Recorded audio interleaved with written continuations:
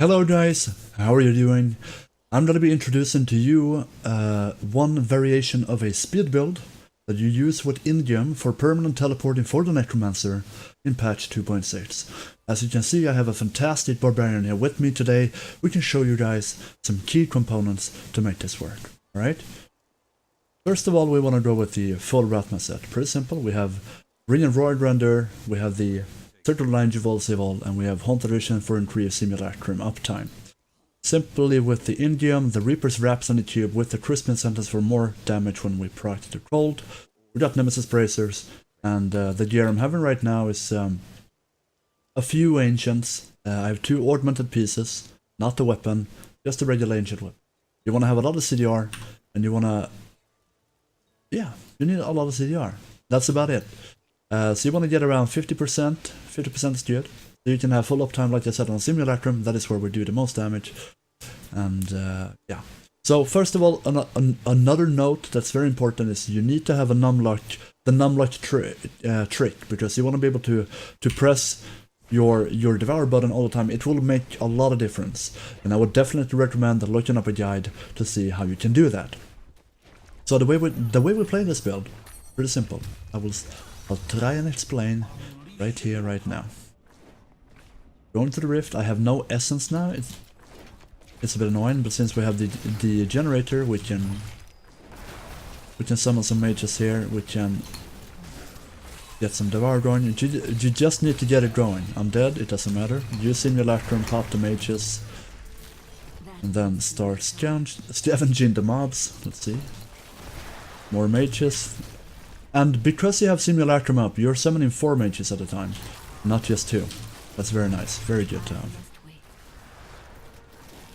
So, like I said, the start can be a bit annoying. It can be a bit of a hassle for you, but as long as you kill the first elite pack, you will have your permanent teleport up, and that's what makes it so simple and nice. The Simulacrum, like I said, keep it up at all times. Your Devour will heal you so much.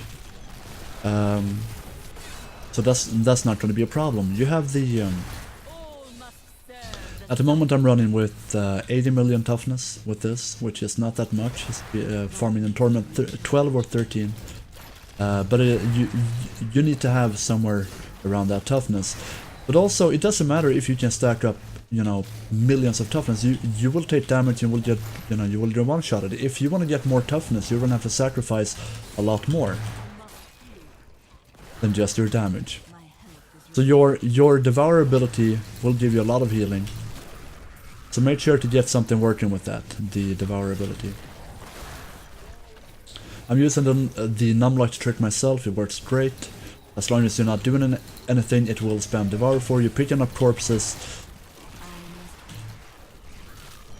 And corpses will heal you, and since we have life from death, picking up a corpse may spawn a health globe, and health globes are very nice. It will give us a lot of healing, and with the Recream Cereplate, you will get healing over time if it heals above your health percentage.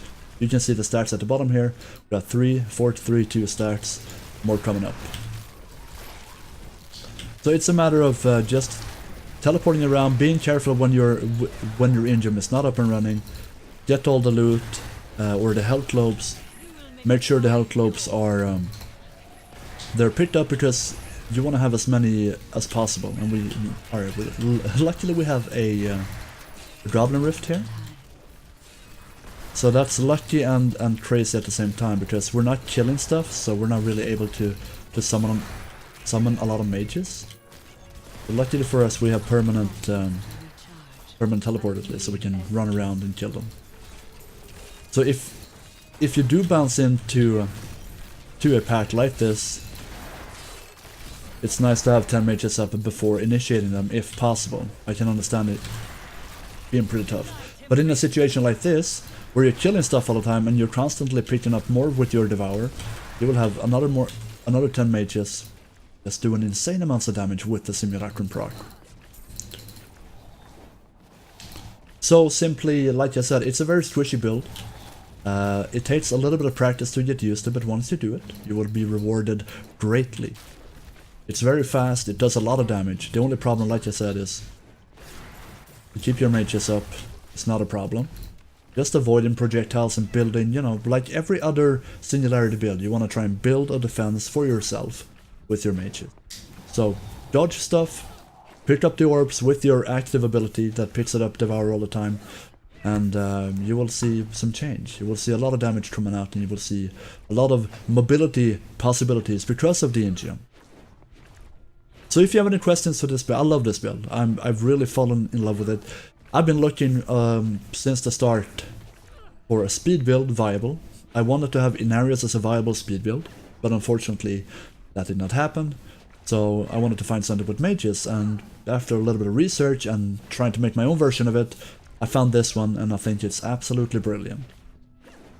Farming Torment 13 solo, not a problem with if you have a couple of ancients and an ancient weapon. Farming Torment 12 with a couple of friends, not a problem either. Practice makes perfect, right? Have a great day and good luck.